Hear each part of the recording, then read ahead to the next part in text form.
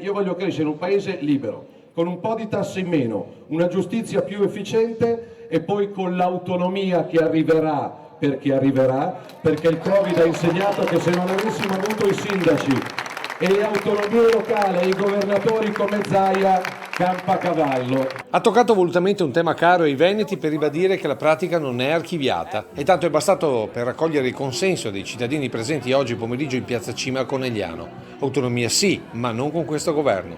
Ovviamente non posso garantirvi che al governo con PD e 5 Stelle porteremo a casa l'autonomia e la flat tax, però adesso difendiamo le conquiste che abbiamo ottenuto e fra un anno, quando finalmente gli italiani potranno votare, il centrodestra vince, la Lega sarà primo partito di questo paese e ai nostri figli lasceremo una Conegliano e un'Italia più bella.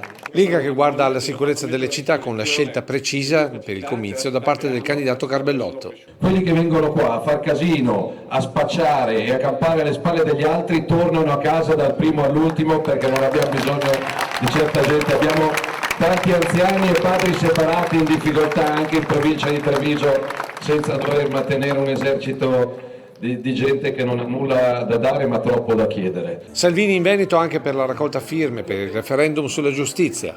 Chiunque sbagli nella vita paga, tranne una categoria di lavoratori che decidono sulla vita, sulla libertà e sul futuro di padri e madri di famiglia. Con queste firme anche un giudice, se sbaglia, paga. Veneto, regione del deputato padovano Alessandro Zan, legato alla contrastata legge sull'omofobia. A casa sua ognuno fa quello che vuole, ama chi vuole, senza dover essere offeso da nessuno, e quindi puniamo i cretini che offendono in base al sesso, in base alla razza, in base al colore della pelle, ma togliamo da quella legge l'utilizzo dei bambini, la cui educazione spetta alla mamma e al papà.